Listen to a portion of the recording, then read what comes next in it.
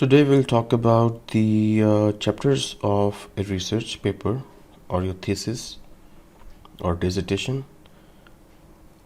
First off, you start with an abstract. In abstract, you have to write a kind of a summary of your complete thesis or what your research is about. Then moving on, you start with chapter 1, Introduction. Introduction usually has your assumptions, but they are not in bullet points, they are in paragraphs. Also, it's just a start of your research, so in introduction you introduce the reader to your research, but it should not be a really lengthy one. Under the introduction title heading, you start with rationale of your research, which basically means like a purpose. Then comes background of the problem, then the problem statement, and then you write your research question.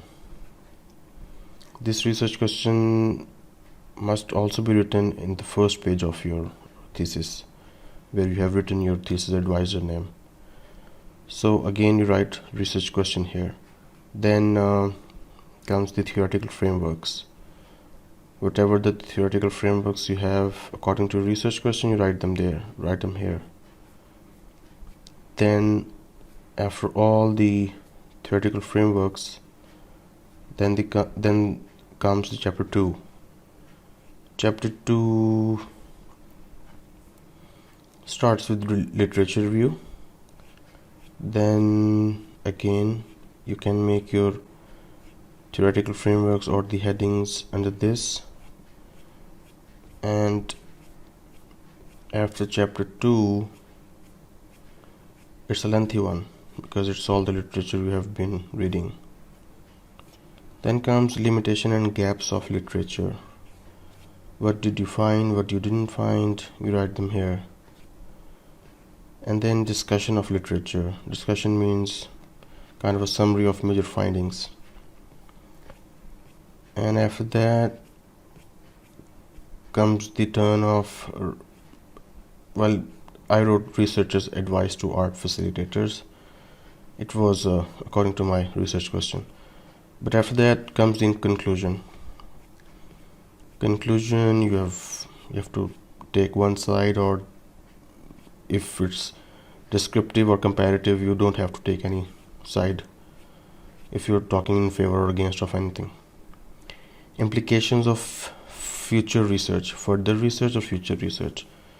Like what are the implications you have found or in the literature, write them there.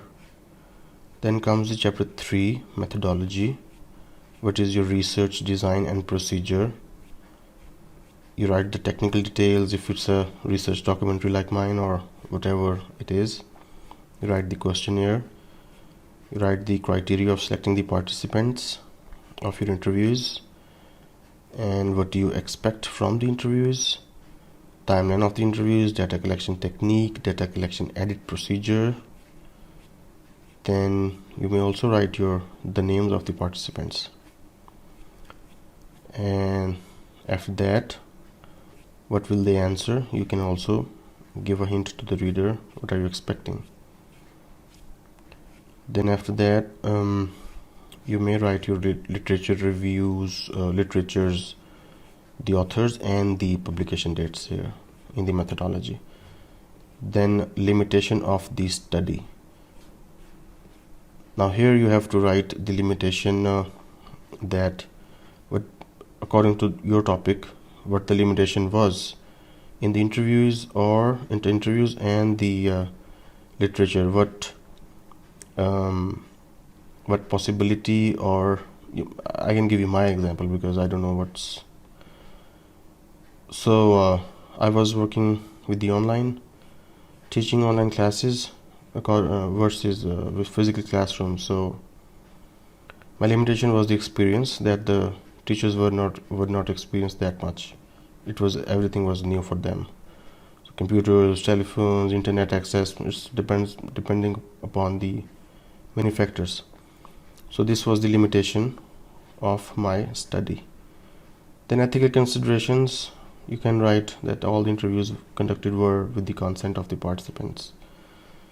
Chapter 4, data collection and the results. You can also take this under data collection and analysis. And then comes the final conclusion. And after this, in this final conclusion, this conclusion is about your project and the literature review combined both. It's a compilation of each and everything we have just discussed in the paper above. But that the above conclusion was just only for the literature review, literature's conclusion. Then comes the bibliography part. You have to write all your bibliography in whatever format you're following. And that's it.